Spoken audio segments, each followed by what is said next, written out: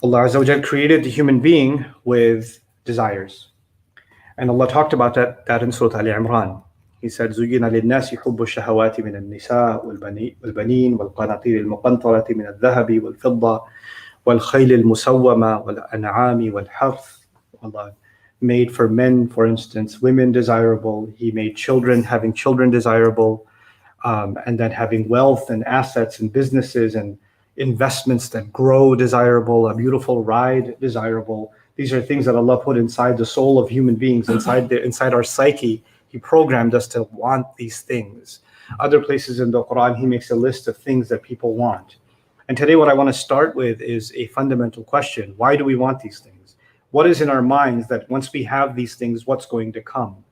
At the end of the day, the simple answer to that, which every human being knows, is I'll be happy. If I get the job that I really want, I'll be happy. If I get married to the person I want to get married to, I'll be happy. If I'm able to buy that house, I'll be happy. If I'm able to live in this neighborhood, I'll be happy. If I'm able to move to that country or that city, then I'll be happy. Some young man feels stuck in their home. They don't want to live in their small town. They're like, if I get accepted into that university and move to that town, man, I'm going to be so happy, right? So all of these things, they boil down to one common denominator, which, our great American history describes as the pursuit of happiness, right? So we're looking for this one thing, and we keep trying to find it in these pursuits that you and I have in our lives. In fact, we go through a lot of sadness and a lot of difficulty and a lot of pain because of this dream of acquiring something one day that will make us happy. So you work maybe even at a job that you don't like because you're saving up because you want to get something eventually that's going to make you happy, right? Some kids, they get allowance, right? And they just really want this pair of shoes. They're not going to spend their allowance, even though all the other siblings are getting candy, this or that. They're withholding all these smaller happinesses because they're waiting for this bigger happiness. So they're saving so they can buy those shoes or whatever it is that they want, a video game or, So this idea that we're willing to sacrifice for the sake of a greater happiness is actually a big part of life. It's the reason why students study hard at a university. Studying is not a joyful experience. There are other students in the same university that are partying, that are hanging out, that are wasting their time. And then you have some students that are working really, really hard, because some students look at happiness at a party or at hanging out or cutting class or going out and chilling or just sleeping. That's their happiness. Another student sees, well, this looks like it's happiness, but I really want to have the happiness of being financially independent, of being successful. I want to feel the joy of hearing my dad say that he's proud of me, or my family celebrating my graduation, or whatever, right? Being the pride and joy of the family. They've got some other pursuit of happiness in their mind. But at the end of the day, the irresponsible one and the responsible one have something in common. They're both pursuing some kind of happiness. So it is actually, for the students of psychology, it is one of the most fundamental questions when you're trying to figure out what's going on inside of the psyche of a person. What makes you happy? What makes you happy? And by the way, what makes you happy is a question that should be different from what is good stress relief for you. Because happiness is something you're running towards. Stress relief is something you're getting away from. You're escaping something. You're stressed out about work. You're stressed out about some family argument. You're stressed out about this or that. Oh, when I'm stressed out, I just go for a walk. Or when I'm stressed out, I just play video games. Or when I have too much anxiety, I smoke, or whatever. People have different ways to cope with the pressure of life, right? But that's not what's making you happy. That's just giving you a break. That's not the question. The question is something else. What actually makes someone happy? And this feeling that we have of happiness, it's a very temporary feeling. As much as it's desired and pursued. Somebody said, somebody posts a picture of going to some beautiful vacation, and they could see like an amazing city behind them, sunny skies. They could see a beautiful escape, the landscape or waterfall or mountains or whatever. And they look really happy. But go to a vacation enough times, all the places start looking the same. It's not the same excitement for you anymore. It doesn't make you happy anymore, right? So this thing that we're pursuing, it's like a moving target. It's not like once you have it, you can hold on to it. It's the same with, what Allah describes. I've talked about this in other khutbah before. Another khutbah is in Surah Al-Hadid, how Allah describes that the crop turns yellow. right? So the farmer, all he wanted was the crop to grow. The entire year he's waiting for the crop to grow. And when it grows, they party, they celebrate, they have harvest festivals, because finally the fruit of their labor, right? Quite literally, for a gardener, the fruit of his labor. But even that fruit gets sour. Even the stalk turns yellow, right? So the idea there is that we can pursue. Some kids are like, man, I just want to get this new, whatever, I just want to get a PS5. You can't get it anywhere. It's harder to get than a visa to Umrah. I just really want to get one. If I just had that, then I would. And then they get it. And then, I don't really have time to play it. It's kind of, but it's okay. The joy of it, the high of it drops real quick. The excitement of a new car, ask 2 months later.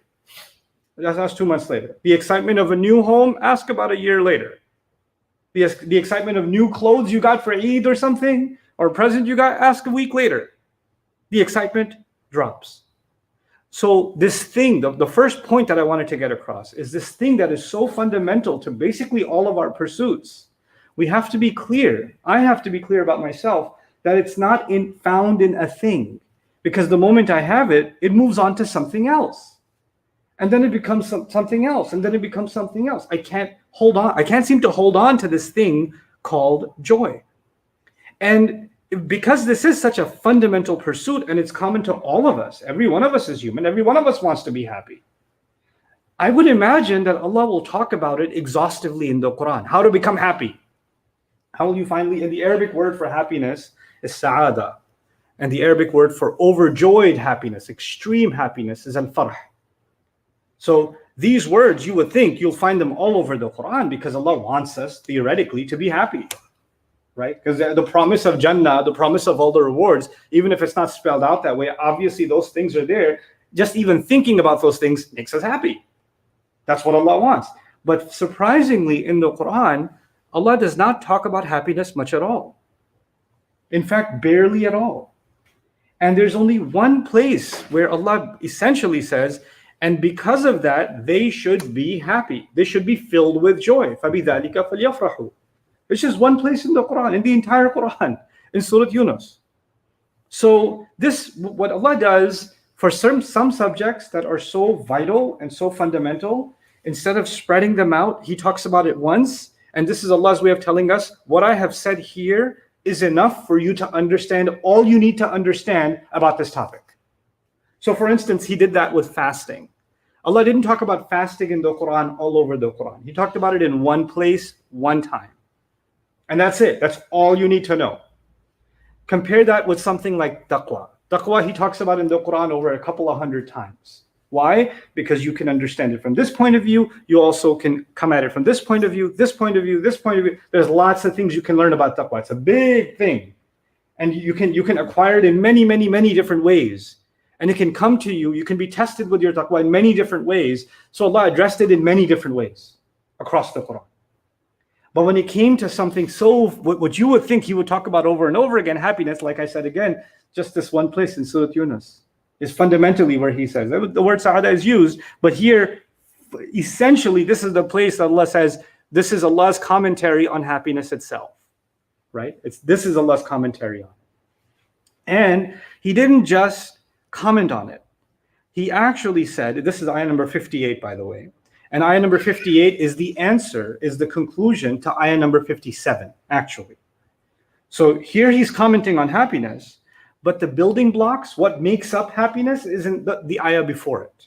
That's actually what it is. So in this series of khutbahs, what I'm going to try to do is understand these two ayat. And maybe if we contemplate these two ayat, and though I have given khutbahs about these two ayat before, but not from this point of view, not from this psychological point of view, and not from this historical point of view. So we're going to come at the same ayat, and we're going to come at them from a different perspective, to try to understand something about happiness itself, for myself and for you, for all of us. So that we can, when we truly understand ourselves, maybe we can acquire this thing, the desire for which Allah Himself put inside us. I want to feel happy. This is this experience I want to have. And for many listening, because now, I don't know if this is the case because of us living in the postmodern world, and because we have more access to each other because of social media, the internet. because the overflow of information, so we know more about each other? Or has it always been the case? But we know now how common depression is. We know how common deeply felt sadness and anxiety are. We know how common, people that we live with, people that we spend our entire lives with, are riddled with thoughts all day that take happiness away from them. They could, you could see them and say, hey, what's wrong? And I don't want to talk about it. I just feel sad. And they're going to have a hard time expressing it. So this is an ailment. The absence of happiness is an ailment, and the absence of feeling any joy. Actually, honestly, there are some people, if you ask them, when was the last time you actually felt happy? It's a scary question for a lot of people because they can't remember. Like, I was happy for this person. I was happy for that person. When was I truly happy? I can't really remember. It's a hard question. And that's a scary thought, right? That's a really scary thought. So what can we learn from Allah's insight in the Quran on this subject? The first thing that this khutbah itself is dedicated to is actually what we can learn about it in the ayah itself, where he does talk about happiness. He says, whatever this is, the alchemy of happiness, whatever Allah is giving you, he makes a comment about it. He said, huwa khayrun mimma yajma'un. That's the end of ayah number 58. Huwa khayrun mimma yajma'un. And this is from Jawami'ul Kalim, ironically. It's a very comprehensive statement. It is better than everything that they gather. It's better than everything that they gather. And in this is a profound insight from Allah about how we normally figure out that we're going to get happy. If we gather things, then we're going to be happy. Some wannabe influencer, if he gathers or she gathers more followers online, apparently they'll be happy. If I can gather these new gadgets that came out, the 2.0 came out, the 13 came out, the 14 came out, the newest release came out. If I just gather that, I'll be happy. If I watch the new season of this show, I can gather more episodes under my experience, then I'll be happy. If I can gather more money, then I can be happy. If I can gather yet another degree, I can be happy. If I can gather these credentials under my belt, then I will be happy. Right? So we're all, whether there are tangible things like money, cars, toys, games, clothes, shoes, bags, you name it. Either it's those things or it's intangible things like degrees, recognition, followers, appreciation, compliments. Some people like to gather compliments. That's what they're looking to gather. Just somebody just compliment on how good I look, or somebody compliment on how smart I am, or somebody compliment on how funny that joke was. I just need to gather these compliments, right? And so in all of these pursuits, and by the way, when you're gathering something, when you're collecting something, like an animal, when birds collect twigs for their nest, when ants collect food for their survival, right? Then it takes work. Gathering doesn't just happen on its own, it's work. And in this small ayah, Allah has provided us a really deep insight. People exhaust themselves gathering things that they think will make them happy. They're gathering stuff, and that's an exhausting exercise. Either it's physically exhausting, it's emotionally exhausting, or even mentally. They're just sitting in their head gathering thoughts, gathering stuff that they think will bring them joy. And all of that, Allah puts aside and said, what I'm giving you is better than all of those failed collections that you have. And I'm not saying you shouldn't have a stamp collection that makes you happy. Or you shouldn't have, some other, some people have shoe collections. Our contractor here at the campus, non-Muslim guy, he has a sneaker collection. He's got a gallery in his house of sneakers, right? So it makes him happy. I'm not saying you can't have collections, or you can't have things that bring you experiences of joy. But there's one thing above all, and I've noticed this over and over again as I've interacted with people, tried to understand this subject. People that become obsessed with one kind of collecting or the other. You know what? A lot of times, I said this earlier on, that there's the pursuit of being happy and there's escaping stress or anxiety. A lot of times people are escaping something by collecting something. So they're actually spending more time, for example, I love basketball, man. I love shooting around. I love hooping. they're playing ball, and they're exhausted, their legs are hurting, they're still playing ball, because there's something at home that they're running away from to play that much ball, right? And it's scary that sometimes even you can hide behind, oh, coming to the masjid makes me happy. Coming to the masjid which is a great thing, coming to the masjid 5 times a day. I had an interesting conversation with an imam recently, who's been imam for many years. And he said, I wanted to understand the people that come to my masjid. I wanted to study them. It's a very interesting person. So he actually had, the regular musallin, the people who regularly come and pray, coming 5 times to the masjid is not an easy thing, right? So he wanted to understand what motivates them. So he went to each and every person's house. There's 15 or so people, because not too many people can make it every day, right? So 15 or so people, he spent time with them, went to their home, got to know their story, got to understand.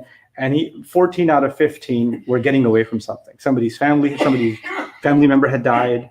Somebody had a lot of trouble at home with their kids. Somebody had and even though may Allah reward them for coming to the masjid, but understanding their pain and understanding that they're getting away from something and trying to find peace in something is important to understand. It's important to know. And so what I'm trying to get across to you is that Allah has given us this diagnosis almost, that we try to find escape away from our sadness by collecting things. But actually that's not happiness itself. That can never be happiness. You have people that are, because we're now in the world of impressions, right? The world of image, the world of filtered images, the world of selfies, and the world of vlogs, and the world of presenting yourself as an icon of some sort, right? So you're following people that you think are really funny or really successful or really they look happy. Couples that look happy make videos about themselves, and people make videos about how cute their children are, and millions of people follow them, right? They're not making videos about when their child is crying their head off and scratching their face and throwing the plate. No, not that video. There's a lot of edit, right? There's the one where they're really cute. That's the video you're gonna see. And so people want to give this impression. And what happens sometimes, these people that look so happy, that look perfectly normal, that look like, man, I wish I had a life that they had. Next thing you know, they commit suicide. Next thing you know, they get diagnosed with some serious illness. Next thing you find out, they're addicted to some kind of drugs. Why? Because the yajma'un was simply an escape from something else, right? And look at how Allah has so precisely just made this comment, huwa khayrun mimma yajma'un. It is better than what they are gathering. So first Allah diagnoses in this ayah, this concluding ayah, which is, I'm starting today from the concluding ayah. So in this concluding ayah, Allah is telling us later that all those other pursuits of happiness were just an exercise in collection. That's all it was. It was something that deceived people. It was just something that they got fooled by, thinking that that's going to make them happy. And you and I have to really take deep stock inside of ourselves and think, what is it that I am doing that I think makes me happy, but it doesn't actually do it? I can't tell you that for yourself. You have to ask yourself that question. What is it that you are doing jama' of, and perhaps Allah is offering something better?